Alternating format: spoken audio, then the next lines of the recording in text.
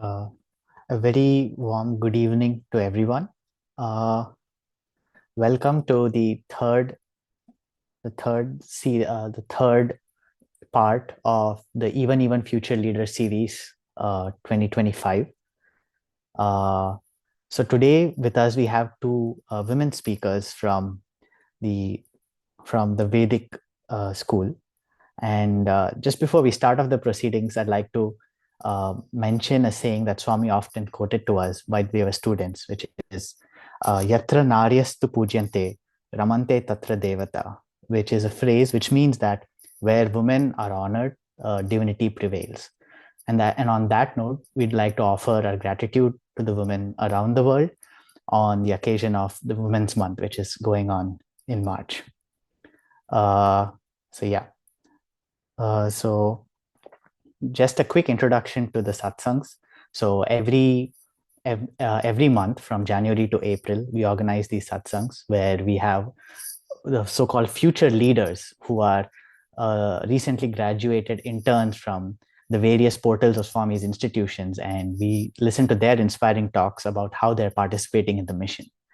And we also have a goal that as the North American team, we'd want to contribute 100 events for Swami's 100th birthday. And the core team is also pleased to announce that we would be able to match $1 for every dollar donated until March 31st.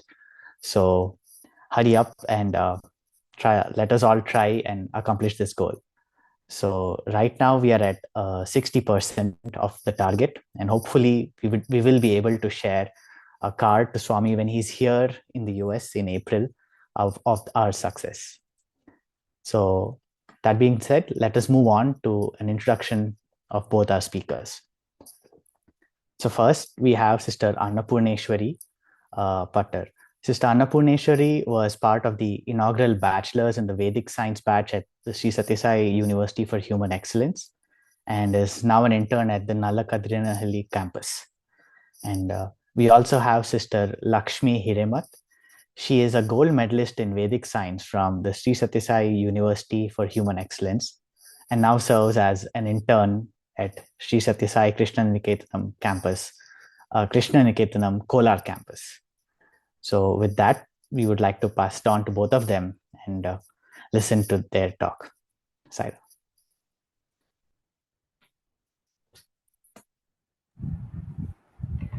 या देवी सर्वभूतेषु शक्तिरूपेण संस्थिता नमस्तस्यै नमस्तस्यै नमस्तस्यै नमो नमः. Om Shri Sai Ram. I offer my humble pranams to my master Sadguru Shri Madhusudan Sai, and I bow down to that Shakti which is present in all our hearts. A loving Sai Rams to everyone present here. I am Annapurneshwari. I come from a small village, North Karnataka.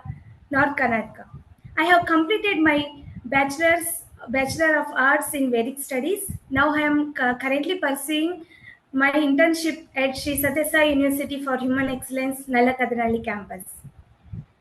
In my family, there are 5 members: my father, mother, younger sister, younger brother, and myself. North Karnataka is rich in tradition of Bhakti and Vachana Sahitya.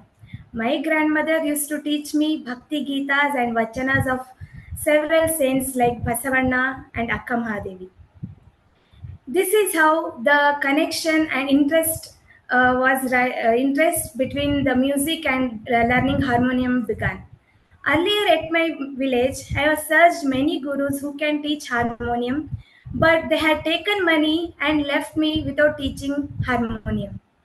In my family, my father was a loving father, but he is a strict father when it comes to discipline of girl and when it comes to dress code of the girl. He even tells me now also, whenever you walk in public, you should not lift your head. So without arguing with him, I used to say yes to him. So like this, I have started my schooling at Adarsha Vidyalaya Government School. It is a English medium school, but the syllabus were taught in Kannada, because of which I could not learn how to communicate in English and I could not learn how to write in English. By Swami's grace, I have joined this selfless institution at my pre-university. After joining here, I understood the value of pure love and the selfless service, how it works. And after coming here, I started speaking with sisters freely, and all the sisters taught me about this institution and Swami's love. And now, after coming here, I learned many things like singing, playing harmonium, and even little bit of dancing also. So this is helping me to reach highest truth. Now, Nada and Veda are my two eyes, where the both are giving me the strength to reach the highest truth. This is thus my journey towards Vedic studies began. Today, I have my dear sister Lakshmi with me. I request her to share her introduction with all of you. Sairam to all. I'm Lakshmi, currently doing my internship at Sri Satya Sai Krishnaniketanam Kolar campus. I completed my degree course in BA Vedic Studies, and I too come from a small village in Vijaypura district, Karnataka. And in my family, there are four members: my father, mother, elder brother, and myself. My parents always wanted us to receive good education and follow our Indian culture. However, the environment in my village did not support this.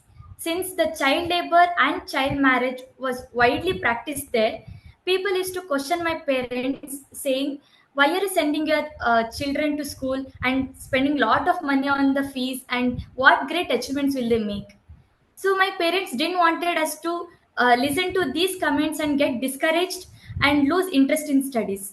So they enrolled us into the hostel from third standard itself. So me and my brother, we knew how our parents are working hard and struggling to give us a bright future.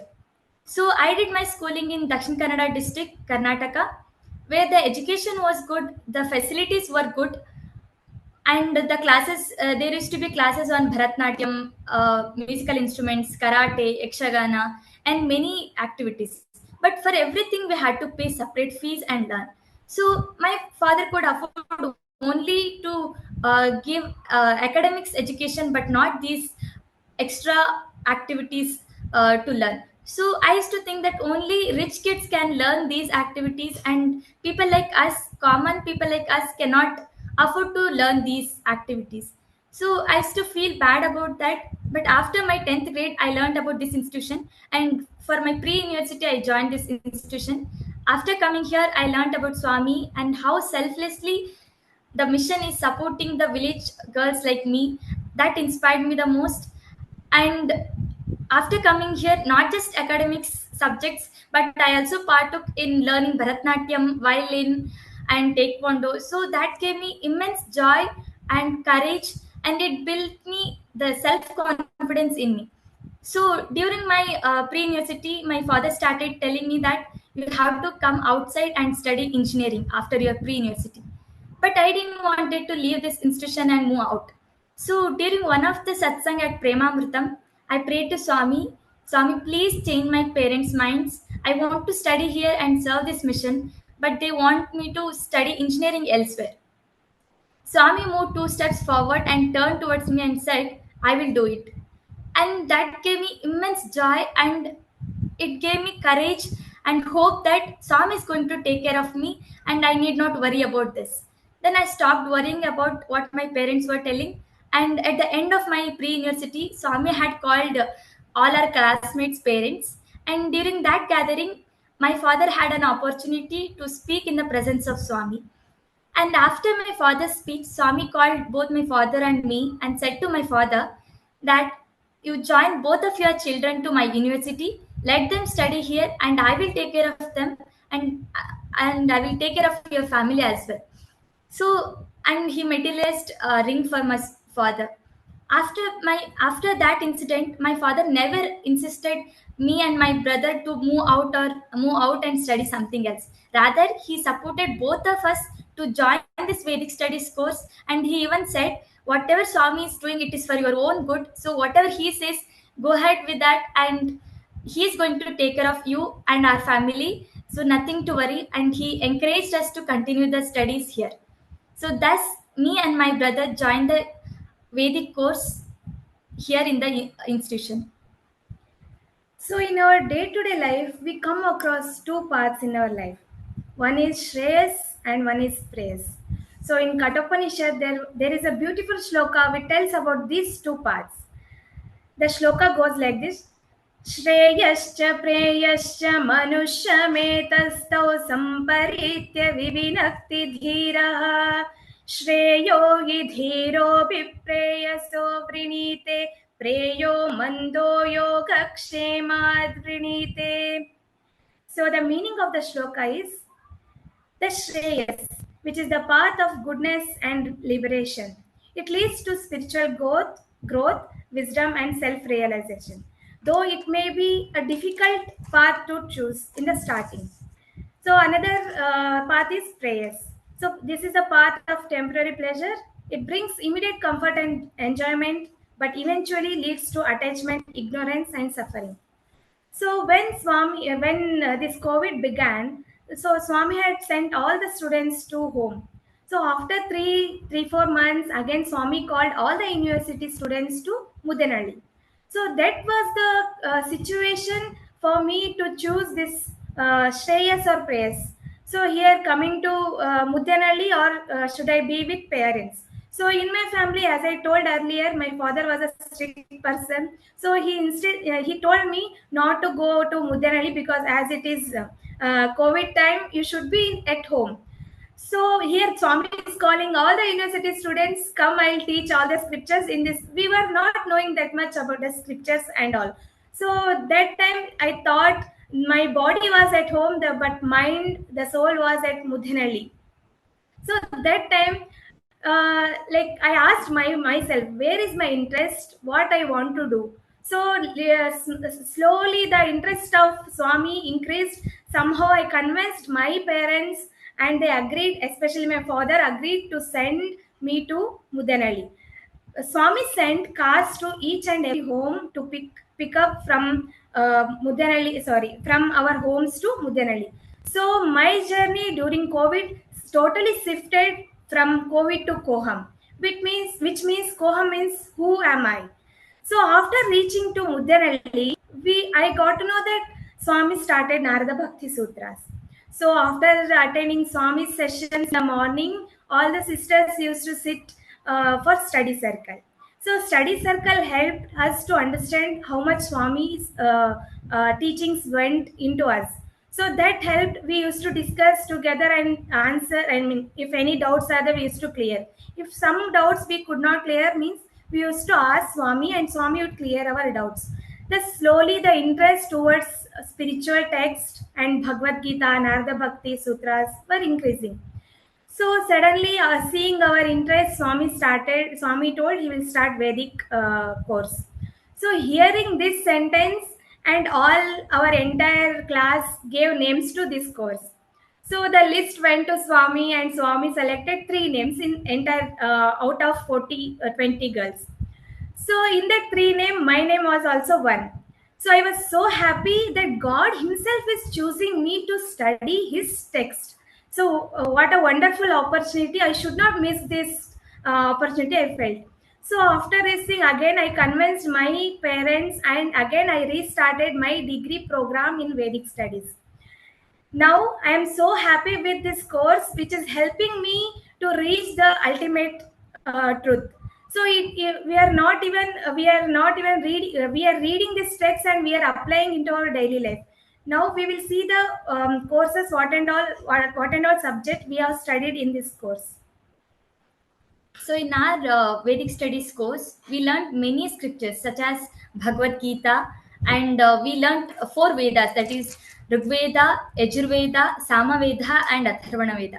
So in these Vedas, we didn't just learn the mantras, but also the meaning and how to implement those learnings of the Vedas into our day-to-day life. And also we learned many scriptures like Dharma Shastra, Atma Bodha, and the most interesting subject for me was Vedic maths. So generally we find that children find difficult to study math subject, but Vedic maths is little different. Here, the maths techniques that are used from our ancient India people, it is very easy to solve the problems. And also we learned 10 Upanishads such as Isha, Kena, Katha, Prashna, and so on. So in these Upanishads, the practical teaching were there, like how a sadhaka can practice these teachings of Advaita and move to his goal or reach his goal. And then during our course, we had many opportunities to exhibit our learnings. So during one of the Swami's visit, we had organized an exhibition on various topics that we had learned in our course. So one of the thing that exhibited was 27 women saints. So you may wonder who are these 27 women saints. So even in the ancient India, women used to struggle or find difficult to learn the scriptures, meaning they were not allowed to learn the scriptures. Otherwise, they were not exposed to these teachings. So these are the 27 women who took courage and who struggled or fought for this and learned these scriptures, and they're also known as Brahmavadinis, means they have realized the teachings that they have learned. So to name a few prominent Brahmavadinis, Gargi, Maitreyi, Lopamudra, Arundhati, and Sulabha. So when we had mentioned these 27 women saints to Swami, and Swami said, I'm very happy to see these things, and I want you all to be such Brahmavadinis in the future. I want you all to learn these teachings and realize and then spread this knowledge to whole world. And also we had exhibited 6 stages of body. So we all know how our body after the birth will undergo many changes, and we had exhibited this particular thing through the cycle of the leaf. And also we exhibited a beautiful game called snake and ladder. So we generally know the snake and ladder game as how we play in during our childhood we had played, but it was originally known as Moksha Patham. So this game was actually designed to teach moral and spiritual values. So here in this board, the ladders represents good virtues, where if we imbibe the good qualities in our life, we move up or we move forward and we reach our goal. Whereas if we have qualities and desires, attachments, then we'll be stuck in this world, or as it is represented as a snakes here, we will move down or fall down and may not reach our goal. So this was exhibited, and Swami was very happy about all the exhibition. And every year we have a Paravidya Shibira in the month of July. So here Swami will choose a particular scripture to study in depth. So as you all know, this Shibira will happen from 9th grade students till PG students, and staff devotees will attend the Shibira. So how the Shibra will be conducted? So basically the Vedic department, Vedic interns, students and staff will take over or coordinate and organize the entire program. So I would like to tell you how this Shibra will be conducted, what are the tasks that we distribute ourselves and conduct this Shibra. So there will be a video session team where the team members will work on the videos. So we know that we will be learning a particular scripture. So for example, recently we studied Isha Upanishad. So this team will collect the videos or the lectures that we have heard that were available on the YouTube from Swami. And those videos will be edited, and those video clips those are relevant to the scripture will be edited and will be played in the morning sessions. And then MC team will make sure that these video clips are relevant to the scripture that we are going to learn during the day, and they will connect through the examples and related situations and connect to the participants. And we will also have another team of query collection. So where this team will collect the questions and the doubts of the participants at the end of the session of every day, and then they will finalize the questions for the evening session where Swami will clarify these queries. And then we also have study circle moderators team. So we Vedic interns and students, we group all these participants into many groups, and then we lead the study circles. So in the afternoon, we conduct the study circle, we clarify the doubts, or we discuss what happened in the morning sessions. And then there is another team which is logistics and coordination. So this team will look after the study circle venues, food arrangements, vehicle arrangements, and all these things, and daily summary and MCT. So this team will go through the whole day learnings, and it will give the summary of the day, and it will be presented in the evening session.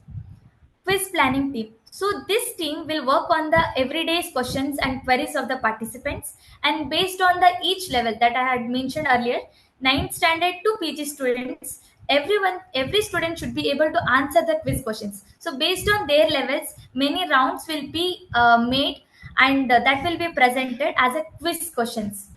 And at the end, the last team is examination and medals distribution. So this team will work on the question paper preparation. That is, at the end of the shibira, the last day of the shibira, we will conduct an exam for all the participants.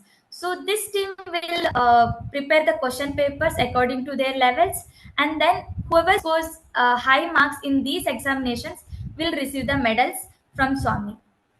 So this is how the Paravida Shibira will be conducted every year, and at the end of the Shibira, the certificates will be given to each and every participants from Swami. So in a year we come across different festivals. So some festivals we celebrate at our campuses. So while organizing the festival, it was organized by Department of Vedic students and interns. So while celebrating, we tell the importance of the festival, why we need to celebrate this festival. First, that we need to know, and the mantras of that festival, which deity we should worship and all. So during this thing we come together, and that helps us like unity in strength. So it is increasing our confidence in our while organizing. So coming to Veda chanting part, before and all, we used to chant the Veda in front of Swami without knowing any meaning. So now, after joining to Vedic studies, we are understanding that meaning of the Veda before, and the how we should pronounce the each word and all. So after knowing this everything, we are offering that Veda chanting to Swami. So this Veda chanting is helping us to increase our memory power. When we always say that Sanskrit is some when we pronounce Sanskrit and when we learn Sanskrit, it's increase our memory power. So because of chanting the Veda, it increase our memory power and the confidence while chanting. Before and all, we used to go to Premamrutam in front of podium when we used to chant. We used to get scared. So now, after chanting so many Vedas in front of Swami, we are getting that confident to stand there and remember the sukta, and we even chant the suktas, remembering the meaning of that deity. So this is helping us to increase our confidence. Even Swami once guided us how to chant Veda. So soon after that, one podium chanting, we came and sat near Bhajan group, and Swami came after the program. Swami came near to us. He was telling us it should be in Shruti, and how it should be. For example, he taught us like Bhumirdhenurdharani Lokadharini. It should be in Shruti. It should not be in. It should not go flat or sharp in Shruti. So we are now concentrating on the Shruti, and we are learning little bit of music, which helps us to chant the intonation properly. So now coming to next slide, that is Bhavanjali. So even we got many opportunities to chant our Veda chanting in different corporate events. So such like Worth Electronic Events and at IIM Bengaluru. Next, coming to the next part. So last year during Dasara, we used to have different cultural presentation in the evenings time. So at last day of the Dasara, that was reserved for the music department. So music department thought that let us all Vedic department also into this program. So it was a unique program, and it gave us so much of powerful. It made that program so much of powerful. So what was the Bhavanjali? It means the Nada and Veda. For example, if before singing Shiva's song, we Vedic team will be chanting Shiva's Stuti or Shivopasana. So this was a unique program we never presented before. So during Dasara, we have presented in front of Swami, and Swami was so happy hearing these songs and sutis of Lords. So after this, Swami blessed all the students. He was so happy with the program. So coming to next slide, it is about Chandogya Upanishad drama. Here I want to tell something unique. So in during our course, we had learned this Chandogya Upanishad. It is a one of the Upanishad. It is from Samaveda. So here, after learning, we thought if at all Swami comes to campus, what we should put, something we need to put up in front of Swami. So we thought of this Chandogya Upanishad drama. So we all students, all the Vedic departments sat together and thought how we can present this Upanishad into a skit. So we, while thinking, so many thoughts came. Who will write the script? Who will make a recording? Who will put the background of the that recording dialogues and all? So at last, let us. We only start doing the script. We have done the script in Sanskrit, and we started recording the each dialogue in Sanskrit, and we added. It's like a homemade music. For that, I given my own music for this recording, and we prepared for this for Swami visit. When Swami came, we have put this skit in front of Swami. Swami was so happy with this skit, and he was so very happy with that articulation of the drama. So he was telling that Upanishads was so difficult to understand. How come you people have done that drama script or examples of that into easy method you have shown in the drama? So this Chandogya Upanishad is all about the Shvetaketu and Uddalaka. Uddalaka imparts Brahmajnana to Shvetaketu in different examples. So here, one example he gives is Shvetaketu ask Uddalaka that how come we experience that God? But we can't see God, and how come we experience that God? So here that Uddalaka gives the example of he tells the Shvetaketu to get the water of a glass of water and salt. So salt we can see, like when we touch, we feel that solidness of it is powder salt. We feel that. So the father tells Shvetaketu to mix in water. So now he asked whether you can see now salt. So of course we can't see because it melts with mixed with water. We can't see that. So he gives this to that water to Shvetaketu to taste it. So then Shvetaketu understand that God, we need to experience it. Theory part that is different, but we need to experience to know the God. So here he was so happy. He blessed all of us to continue this drama skit, this thing. So coming to next slide.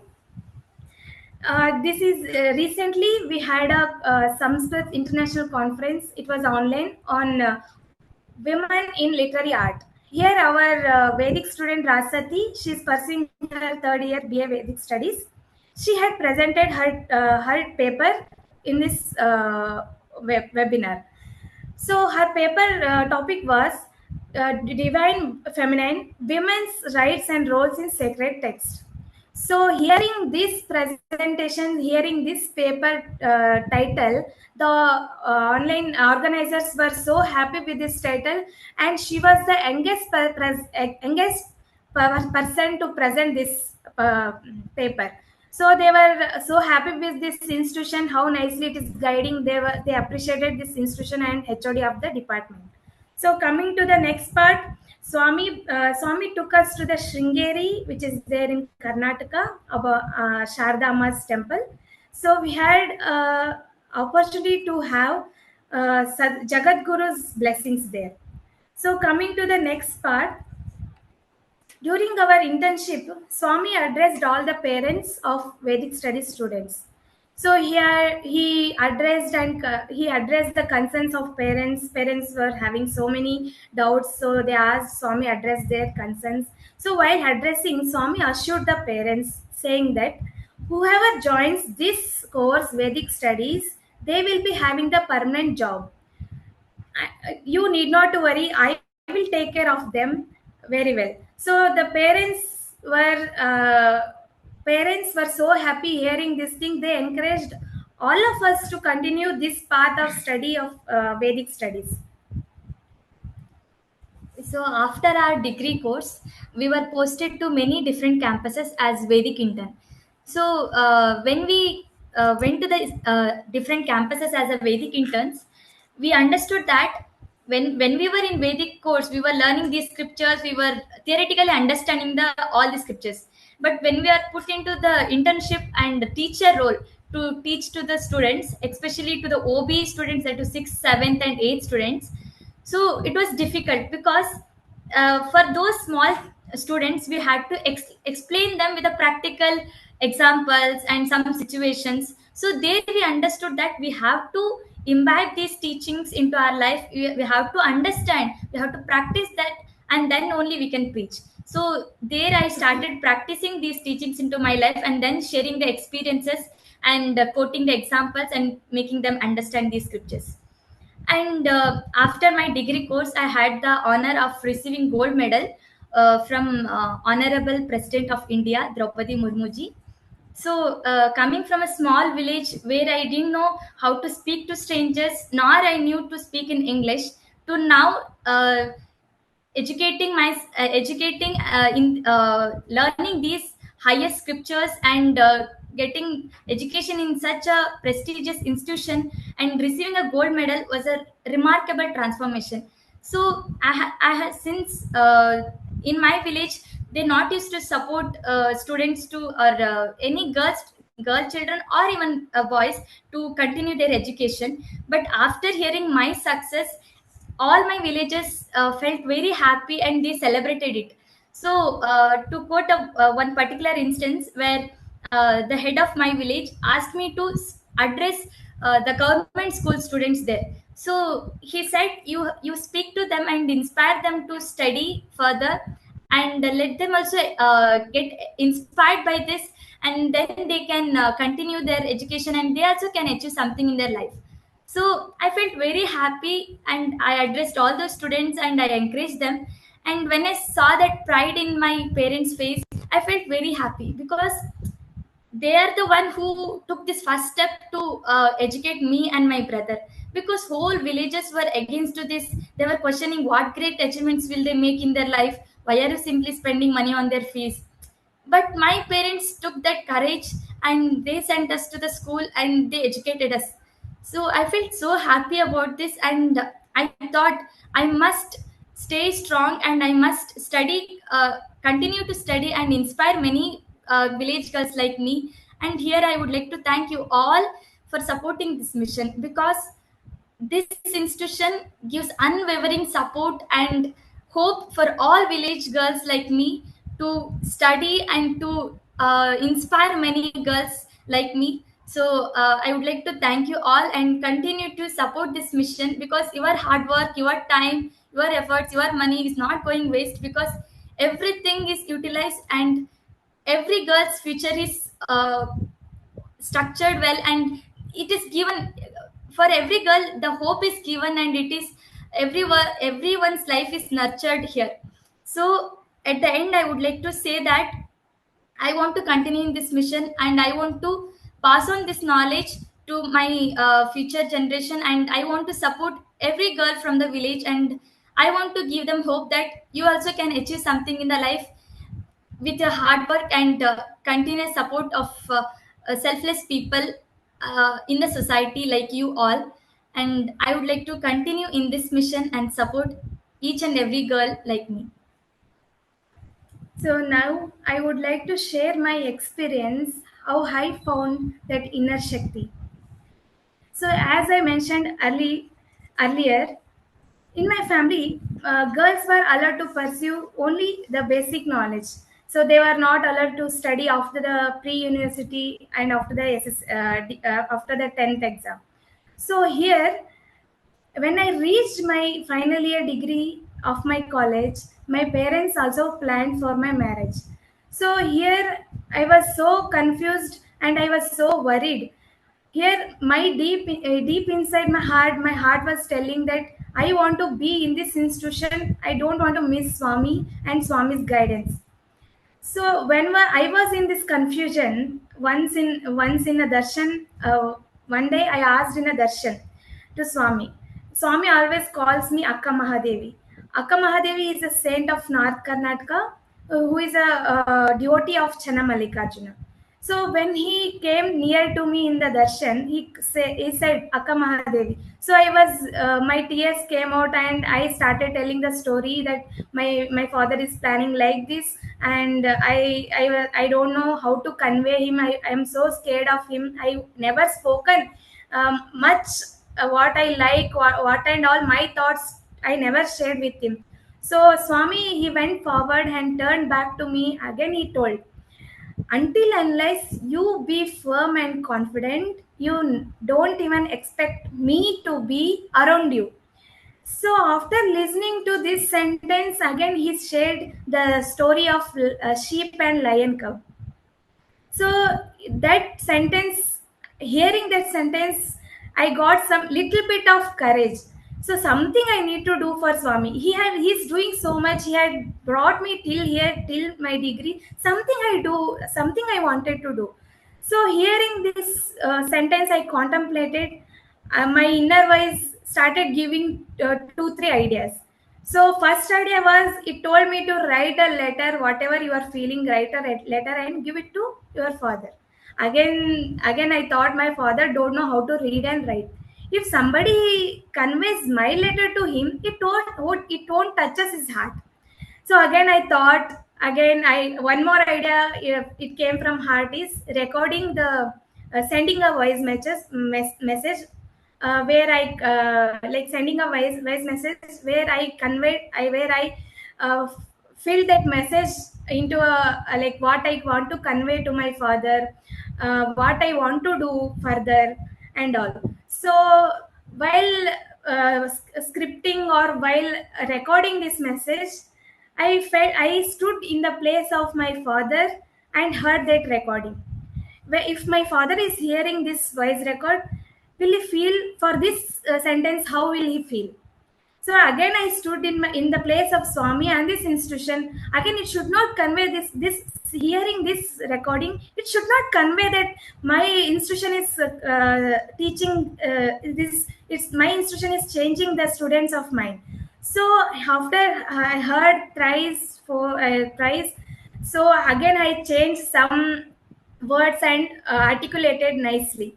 So while sending, I felt when the music and words connect together, it touches the heart of the person. So I connected the music. I have added the background music and sent to my father. And my dear brothers and sisters, whether you will believe it or not, after listening to this voice message, my father calls me and says that, my dear Annapurna, you please continue your education further. Come what may, Swami will look after. See, it was totally a what transformation. It is like my father used to not agree with Swami's words and all. After listening to this thing, I had conveyed what my Swami wants me to do in this voice message, and I conveyed everything. Hearing that thing, my father agreed and he allowed me to continue this education. So after this, everything once I had conveyed this story to my Swami in a darshan. So while conveying everything, Swami, my father, agreed for this continuing my education. Then hearing that sentence, Swami felt very happy. So he told, I am very proud of you. So here I want to say that in every moment Swami is helping. Only thing is we need to do something and we need to work on something. Without working on something, if we ask Swami, Swami won't guide us. He will give that some courage, but he never come into that situation. He won't guide, but from our side some effort should be there to convey our parents. So this is how I conveyed my parents, and now they are allowing me to continue this education. So while during my convocation, the all for this convocation all the parents were invited. So like that, my father mother came for this convocation. So while receiving the certificate from Swami, I had said to Swami, Swami, my father is there in the crowd. So hearing that sentence, Swami told okay. So I also left the thought, and next day during one of the program was about leadership conclave. So there, while he was answering some question answer sessions about women empowerment. So Swami was answering all the questions. During one of the question, Swami had given the example of mine. So the story, how I convinced, how I put the voice recording to my father, and how the Swami really was so enjoying this, that my eyes were at Swami only. That seeing on Swami's face, it gave me so much of happiness. That alone, we students of Swami, that alone we need the smile that gives that happiness. Is there is no like limit on that. So while Swami was saying about this story, he was looking at me, and he was sharing this girl, she struggled like this, and she had put voice message, and first she convinced like this, and she had even applied the method of namakam and chamakam. First we have to calm down the angry Shiva. To calm down the angry Shiva, we should praise before downing the angry Shiva. So I had applied that method to convince my father, and at last my mother, hearing this, Swami is conveying, hearing this discourse, my mother told an important thing. See, Annapurna, you need not to get the real gold to me. Like this Swami is telling your story, that is the gold, big gold for us. So you be there and continue whatever Swami says.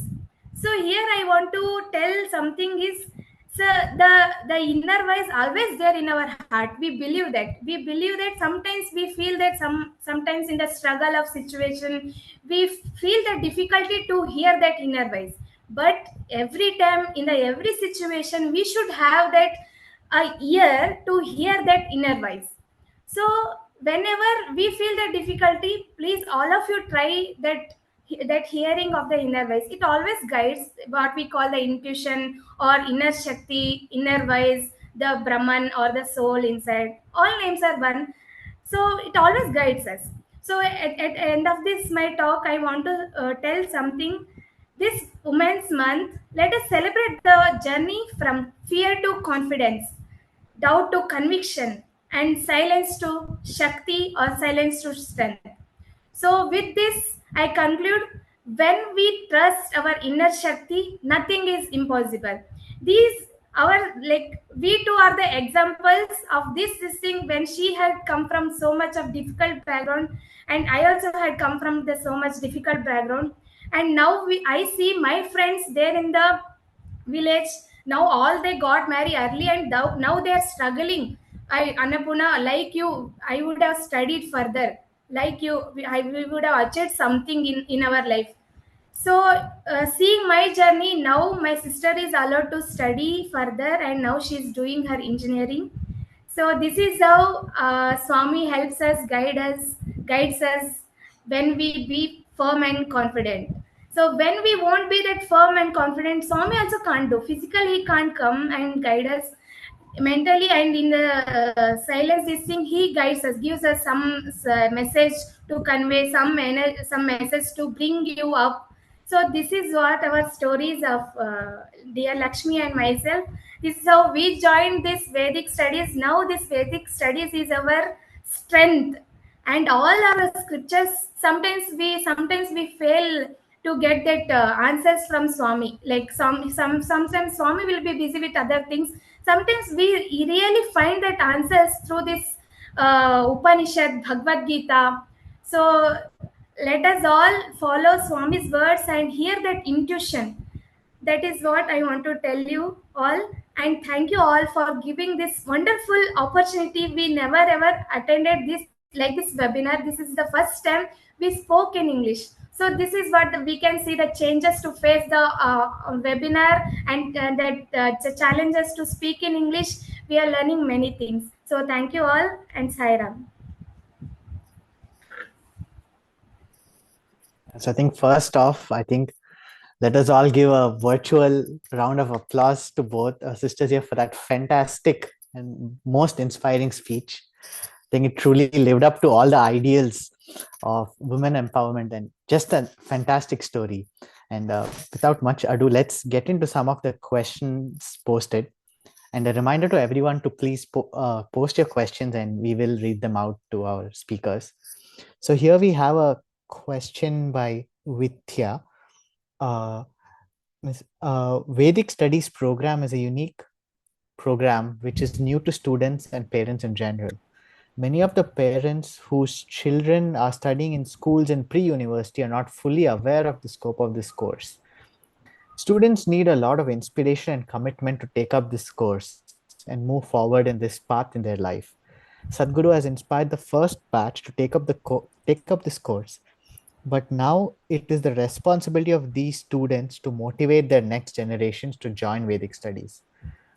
So the question, how are the present batches and interns going to inspire the next generation to take up this Vedic course?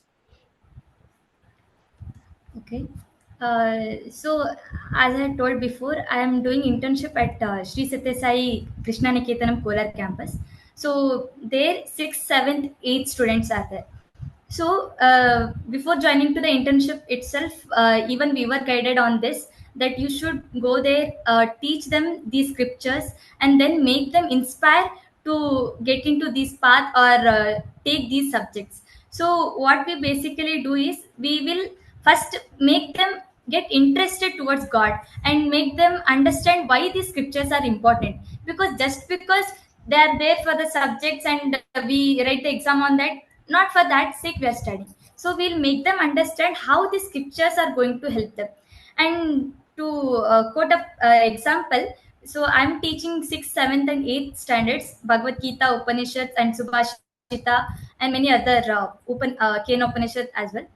So there are many students in our campus also who were in the beginning when I joined the institution. I mean, when they joined the internship, they were not much interested or much inclined to these topics of the Paravidya. So later when I started teaching them, this is my second year internship. So later when I started teaching them, interacting with them and guiding them, so we also do this mentorship. So we guide the students in various things. So I found many students coming up to me and telling that, Akka, I want to learn the scriptures. I'm getting interest in these scriptures.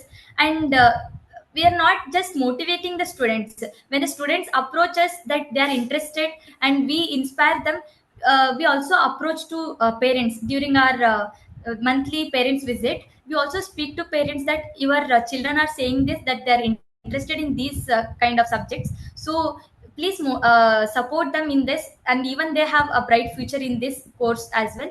So a particular example if I have to quote, there is like recently we had 8th standard students moving to Jaipura campus. So after their 8th grade they will move to the Jaipura campus to continue their 9th grade. So they were asked to write the feedback forms. So there was a question where it was asked, who is the inspiration and what you want to do in your life.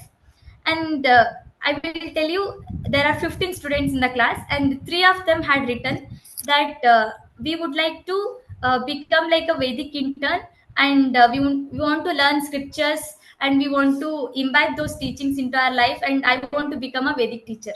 So the students, like since they have these Paravidya classes in their syllabus, they also are interested to learn and they are getting inspired from all of us, like Vedic interns or Vedic students. And the experiences that we share, that is also inspiring them. And there are many students who are approaching us and saying that we want to learn these scriptures, and we are conveying that to their parents as well. So yes, as we all know, the students in the beginning they will show that enthusiasm to learn, but we need to continue to motivate them till their PU, so that they can join and take degree course in Vedic studies. So, adding to the Lakshmi's point, here Vedic interns are posted into different campuses.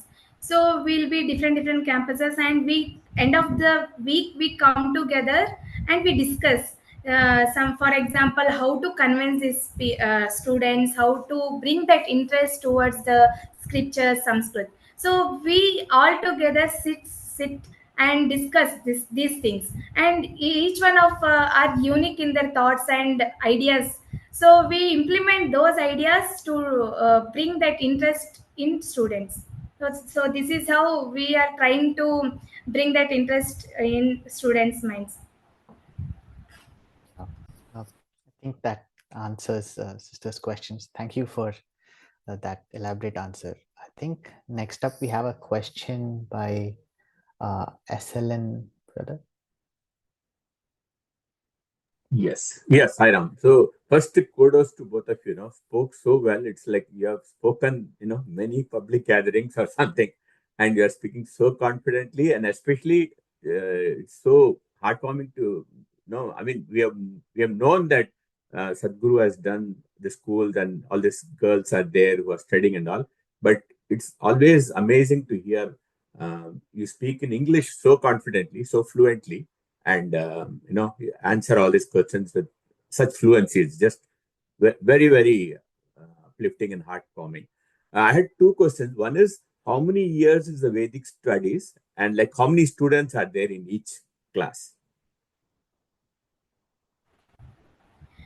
So now we are having a Vedic course in Nalakadanali campus, as that is a university for girls.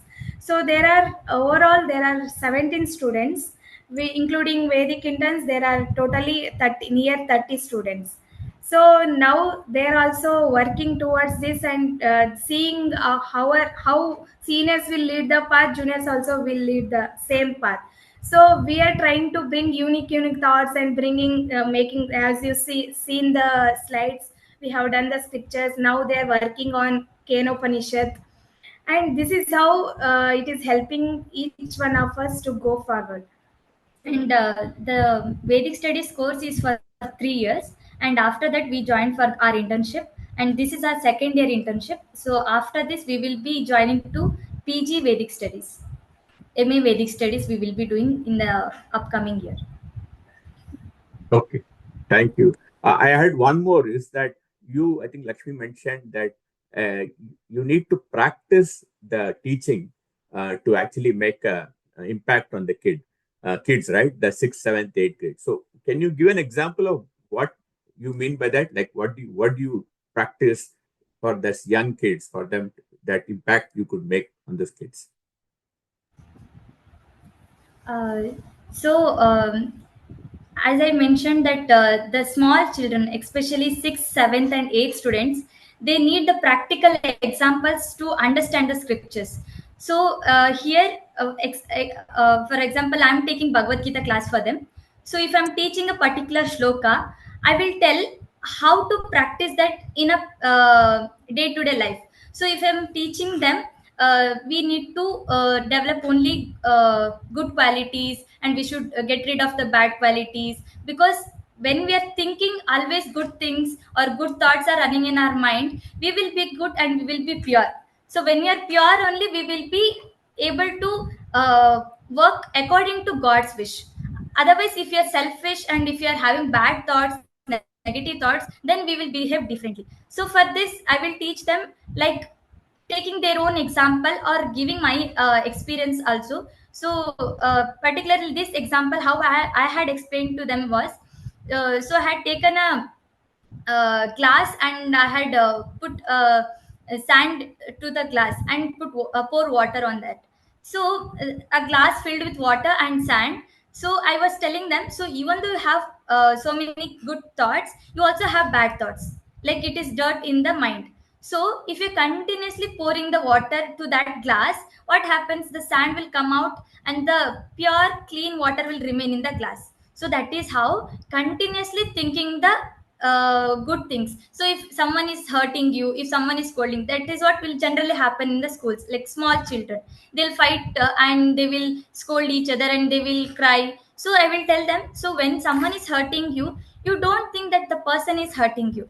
You think that Swami is correcting me something through the person.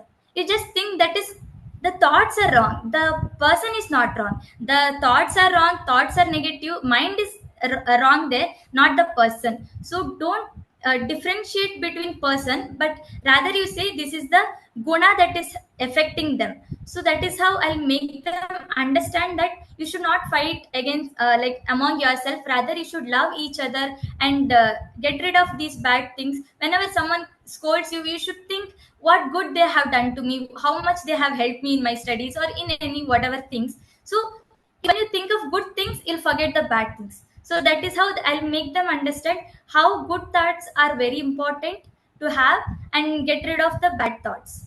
And also I will quote my example, like I will tell them that even during our course or when I was studying here as a student, even my elder sisters had guided me that continuously whatever you are doing the action, you think whether will it make Swami happy or not. So every time whenever I used to take do any action, I used to think will it make Swami happy. So only good things can make happy, and only selfless things can make happy, can make Swami happy. So that is how I used to decide what to do and what not to do. So I used to teach them this is how you should also think before doing any action, or think before speaking to anyone. So that is how I could quote my examples of how I practiced, and giving them practical examples of how the having good thoughts, pure thoughts is helping, will help us to move forward in this spiritual path. Thank you, Thank you. Lakshmi That was sister, very for good. Yeah. Mhm. Yeah. Siddharth, you had a question? Go ahead. Oh, yeah. So my question is that I remember both of you mentioning that you've been assigned as Vedic studies interns to both to the campuses. So we've also heard of, I don't know, maybe in this context, normal interns. So is there a differentiation, as in, is it that the Vedic studies interns would not be part of the administration, or how are the roles divided there? Uh, Actually, it is named as Vedic intern because we mainly focus on taking Paravidya classes and all the subjects of the Paravidya. Okay. So, but we are also exposed to many learnings such as hostel management and administration related works also. So we are also given like exposure to all the things, but mainly it is called because we take the Paravidya classes and we teach these syllabus to the students. Oh, I think so. For some context, so right now, half the study time is divided. It's divided between conventional school subjects, and the second half would be Paravidya, correct? So it is like they would be balancing out. So both of you would be balancing out each other's tasks and things. So is it that every campus gets one Vedic studies intern and one another intern? Yes, brother. So as we are in the large number, so Mhm. now we are having two Vedic interns for each campuses. So Oh, they will okay. be sharing, they will be sharing the Paravidya syllabus, like different. There will be different classes. So they will share their Paravidya classes, and even they teach us the Veda. So seeing whenever we chant the Veda podium, like here in Mhm. the Premamrutam, hearing that thing, so many girls came forward to ask that please Akka teach this suktam to us. We also want to learn. We also offer that chanting to Swami whenever he visits our campuses. So this is how we are posted into different campus. Along with Vedic interns, other course interns also will be posted to the campuses. Okay. So we also handle Paravidya classes as well as some of the other classes such as Sanskrit class or Mhm. Kannada class to the students. So we get more exposure to the other subjects and the teaching methods we will learn. So Yeah. all our training will be given to the both interns. I mean, other course Okay. interns and Vedic interns Okay. as well. So it is more like Paravidya is maybe your subject specialization, but the main focus will always be still handling our campus and taking care of the children in the campuses. So I think that would also be maybe the vision of the Vedic studies department would also be that we support our own campuses, or is it also that? So I guess that's the other question. Would you guys also be going to different other like mathas or things like that and working with them, or any such vision for that Sadhguru has laid out? For now, he had put us to different campuses. Okay. Recently, he had permitted to attend the workshop, which is held in Himachal Pradesh, Dharmashala. So this Oh, was the new opportunity to all the girl students to attend that workshop. mhm. So when we heard that thing, like Swami was interested in this thing, and he is like in March we are starting that workshop. So when we were sharing that Paravidya and Aparavidya, so in my campus, I have Swami has posted me in Nallakadanalli campus.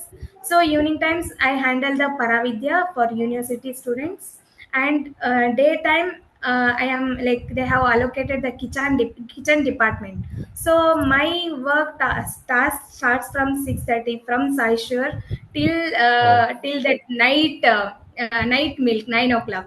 So A to Z, I am learning different how to speak with kitchen people. When it comes to provision, if suddenly it gets over, what we have to swap the item, what we have to do. So these are the things. Even uh, Swami always says, however the name should be, you should work on it. So as my name comes from like says that Annapurneshwari, now I am learning how to cook also. Sometimes I have made different dishes for children, so they have given their feedback, Akka, it is so nice, daily you only cook.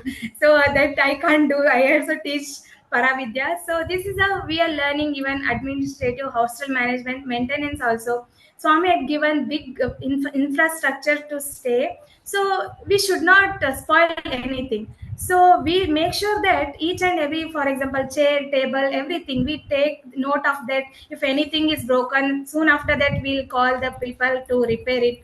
So this is how we come across different situations. For example, when it comes to kitchen, again, if some rice got over, people were so that, for example, we would have done that rasam tasty or sambar tasty, rice will get over soon. So that time what we need to do, so that time I have tried a new technique. Rice that normally it takes some times to cook, till that rice cooks, suddenly I'll prepare that rasam with tomato rasam. It quickly it will get prepared. So this is how we are trying. If rasam is not there, different chutneys, cucumber chutney. I learned it, new thing I learned when I came here for internship.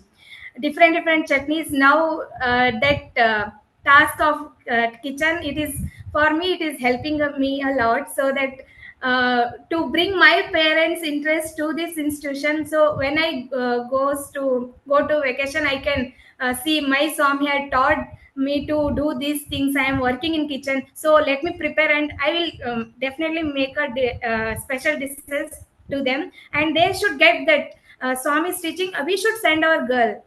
So this is how we work on this. And as we are the first batch of Vedic studies, when we were in our degree course, we used to visit different campuses and teach Vedam. But as we are now currently staying in the campuses, different campuses as a Vedic interns, now we are not moving to other campuses. In each campus, there's a Vedic intern, and we are looking after those students' Paravidya classes. okay. Yeah, thank you so much for that. It's very interesting. I think we always had this combination of bhajan and bhojan, and like both needs are being fulfilled very well. So I think in terms of questions, Yeah, if okay, anyone else has questions, you can even raise your hand and you want to ask audio, we can do that.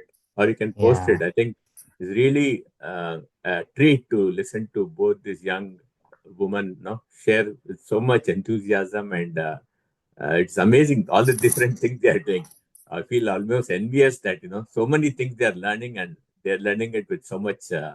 I actually initially when you were talking about, one of you were talking about that Shibira, I think, is it Shibira? That I was really puzzled, like how initially when you joined. Now I understand you are very much interested in it, but initially when you joined, how is it that you were interested in it, right? I can understand maybe after learning for some time you got more interested, but this is the question I had initially also. Like, how do we, when Sadhguru started this Vedic sciences, how did the initial batch get interested in it? Not just interested, looks like you also had this competition and all that. So it's going in a very full scale mode. So, anything you want to share about that, please go ahead. So as I said before, the COVID days, Swami had started different texts for girls and different texts for brothers. So here we got the text of Narada Bhakti Sutra. So when we asked this, why Swami, why not Upanishad, why only Narada Bhakti Sutra? Then Swami told girls are having that bhakti that connects girls to the God. I mean, main ladies to the people, like girls will have that bhakti. So when we heard this thing, then we thought how this God and bhakti will work. So we started thinking about this thing, and we used to ask Swami that. So there was time Swami used to be here only, we were allowed to ask so many questions about the spiritual this thing.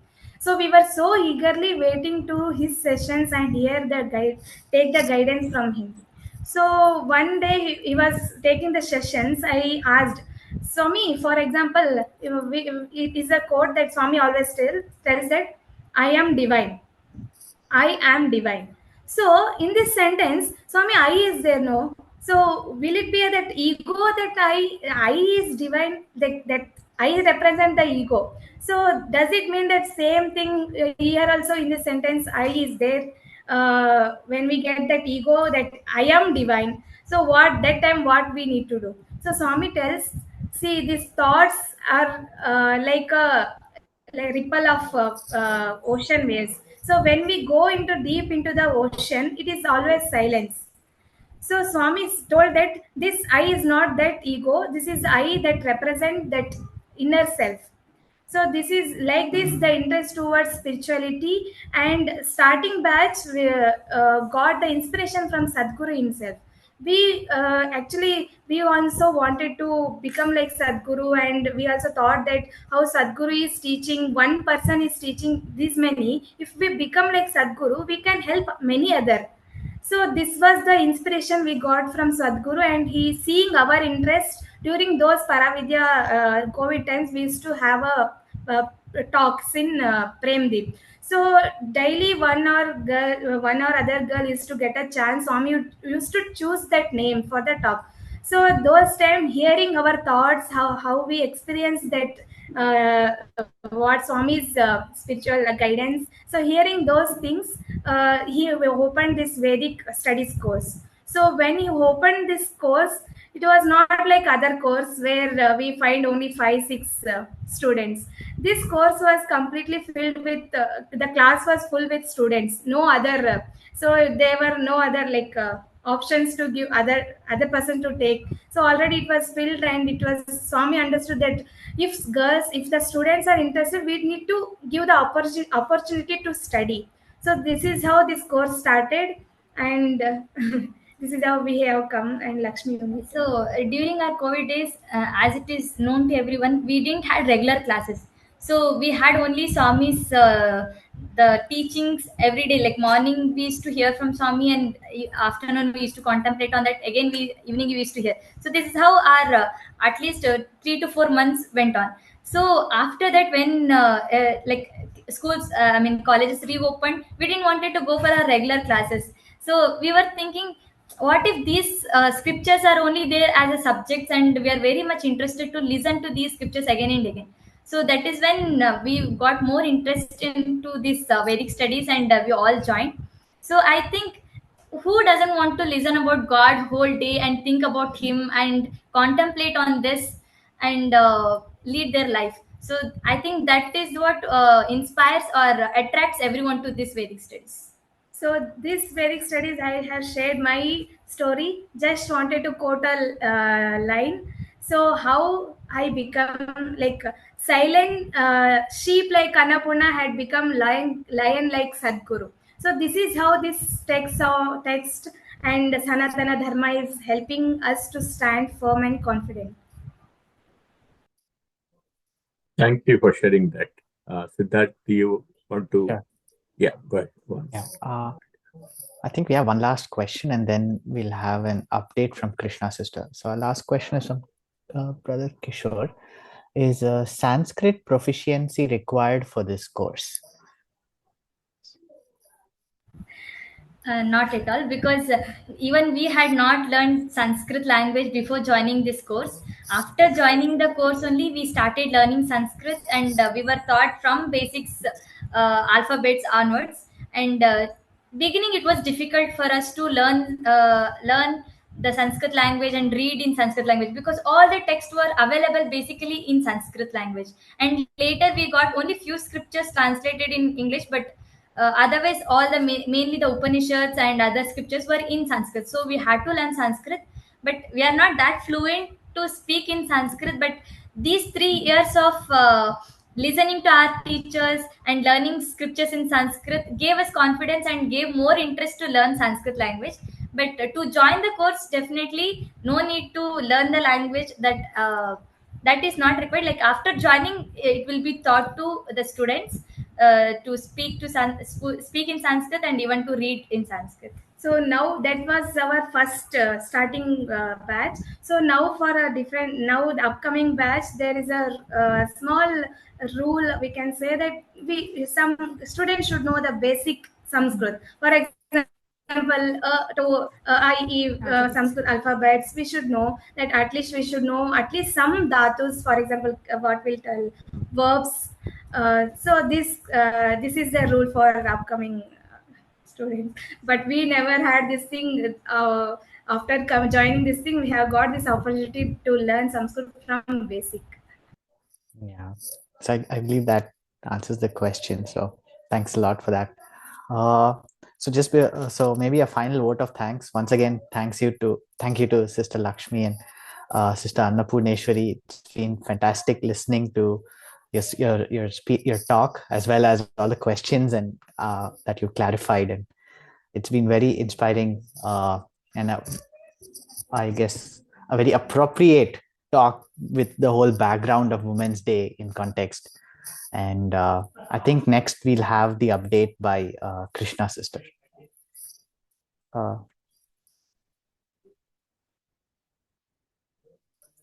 Sister, I think you're on mute.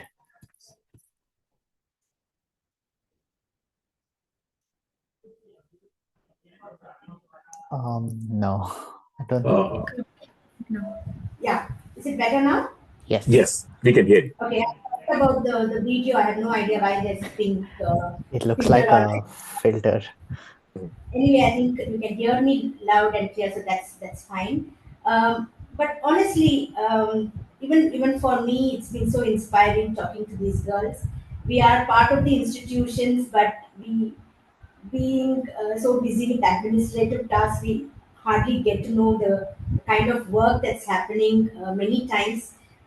Many of these webinars, these talks really bring out the core essence of what's happening in the mission. It's just so amazing the kind of transformation that has happened and how these youngsters are taking to this path of Vedic science.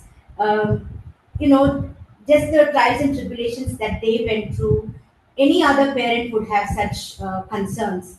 But their journey, their experience has really proved to all of us that this is a subject that's worth taking. I mean, it's the only subject that's worth it. I guess at the end of the day, once you take on to the spiritual path, you realize how beneficial it is for everyday life, everyday tasks, even for mundane jobs. It's so impactful, the kind of change it brings about. And as I was helping the girls prepare for this talk, mm, I really realized, I used to wonder, for university convocation and stuff like that, uh, why should we work so hard to get the president of the country or, a big minister from Delhi? But now seeing Lakshmi's experience, because she received the gold medal from the president of the country, no less, the honorable president of the country awarded the gold medal. And that when that kind of a photograph goes back home, how many other students are getting inspired? The local village headman, his attitude is changing towards education. So, as each of these students, because we go into deep rural hinterlands of the country and bring out these students and guide them to join our institution. By doing this, there is one girl or one child at a time. The attitude towards education is changing in rural areas, and your support, your participation makes such a big difference for this institution to carry on the work that it's doing, and it's really helping Swami as well. Just by wanting to satisfy that desire that the children had in the scriptures, he actually opened a new course in the university, and that's not easy because there are so many departments in the university, but not so many students yet.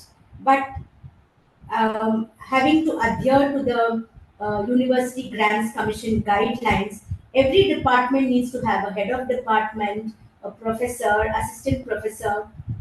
Even though you might have one or two students in the department, you need to have all of these positions filled, and all of that costs money. And it's not like the university doesn't pay salaries. All of them are paid salaries on UGC scale. So without minding, the cost implications, the difficulty in opening a new department, Swami opens new departments so that every child who's passionate about a particular subject is able to pursue it. So that is the vision of Sadhguru, and all the participation. So it obviously means the coming together of the three S, as Swami often talks about it: the Sakara, the Samaja, and the Sanstha. So we, the Sanstha, are able to do what we are doing because of the society of people like you, of institutions like you who come along, come and support us, as well as the government enables us with the policies. So it is really the coming together of the three forces that's making whatever is happening is really getting to its true fruition. And you heard the girls, they are no less than Brahmavadinis, I must say. Brahmavadinis in the making. It's so inspiring to hear from them. And as we were preparing for this talk, half the thing that they were saying made no sense to us, who were Lakshmi and I, who were helping the girls prepare. And they are so inspiring for people like us as well. And it's inspiring for us to take on to the spiritual path. That's all I would like to say. Any questions, please feel free to ask.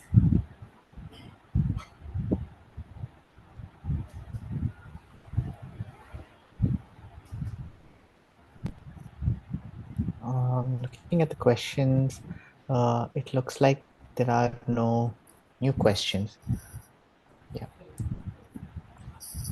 So yeah, I think as always, we always recommend that everyone take a look at the Even webinar series, which has been organized by Krishna sister and the team, and it's a very informative series. And even Swami Sadhguru has been very particular about using this as a tool to reach out to new people and showing everyone how exactly things work in our institutes.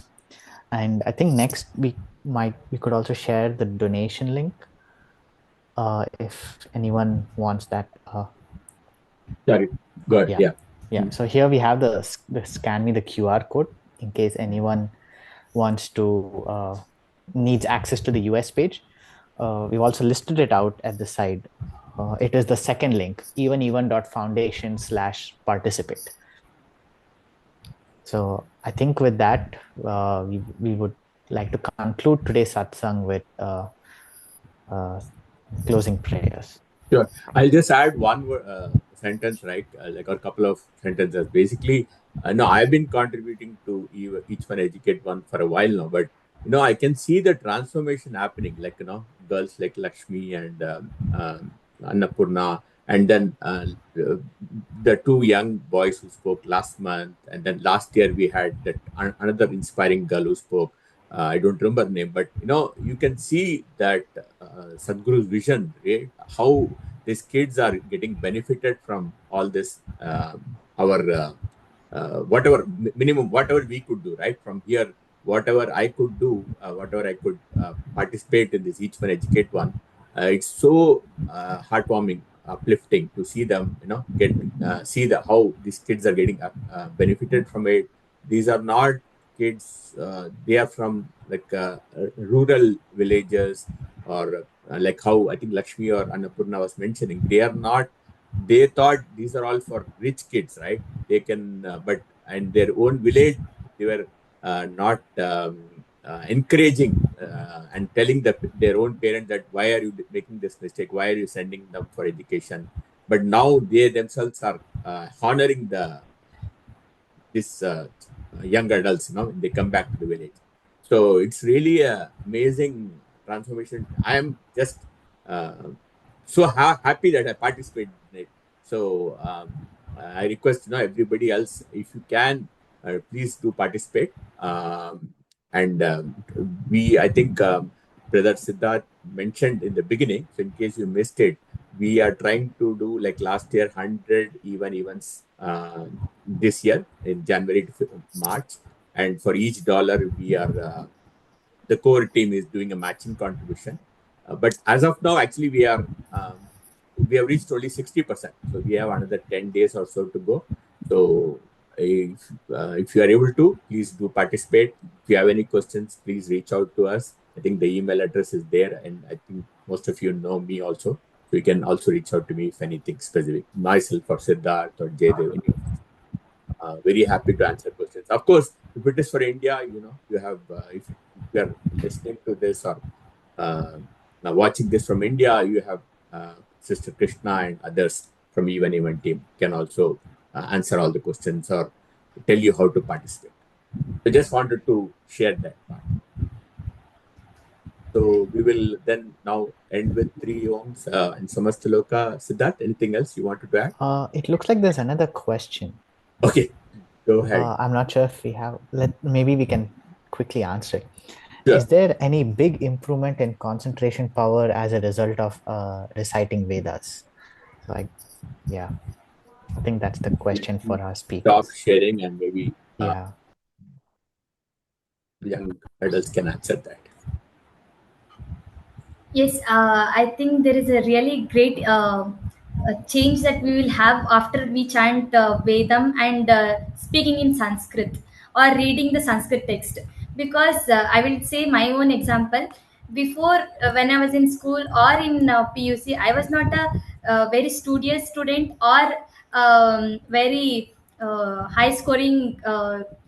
So I was an average student where I used to just learn the subject, understand, and just do a normal examination. Like, I not used to score high, but I don't know what changes that I had from within. But after joining to Vedic studies, my concentration in class and studying these scriptures and remembering the text and giving the examination or able to speak in Sanskrit or chant Vedam. So I think it has improved, because we cannot say what exactly it has done, but I can say my own experience, that is, like, till my degree I was not a very studious student, but I was an average scoring girl. But I don't know how this changed my life after me coming to degree and studying these scriptures. So I think it will definitely have the power on memory and improving the concentration and focus. And also we can say that these Sanskrit, I mean, speaking Sanskrit words or chanting the Vedam, it will have the power to give us more concentration towards whatever work we do. So that is when we can 100% we can focus on the work and achieve it. So I think it will definitely improve our memory power and concentration. So here I want to share my small story. So whenever we go for chanting Veda, before and all, we used to chant without knowing the meaning. And whenever we climb that, we stand near the podium, the mind, even though we are standing in this position, the thoughts that make us to forget that lines. So sometimes, for example, when I chanted Shreyascha Preyascha, that line, so sometimes that mind start gives different thoughts. No, this is not the line next, and this is not the line. You should start this thing. So we are focusing whatever before going and standing there. Humbly we pray to Swami, you alone will be going to chant this Veda. We are an instrument. So with that thought, with that what thought, we bow down to Swami and we just take the Shruti.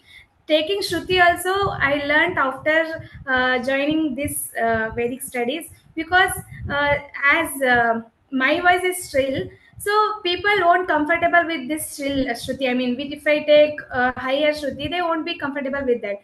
So coming together and learning which Shruti practice will happen daily in the campuses with Vedic chant. So like this, we have improved our concentration and the Shruti practice and music we are learning.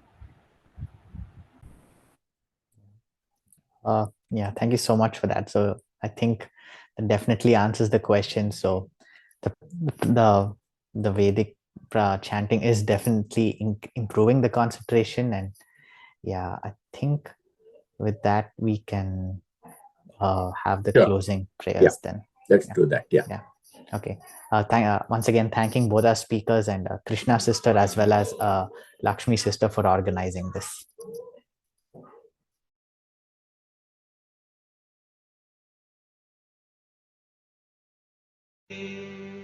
समस्तलोका सुखिनो भवन्तु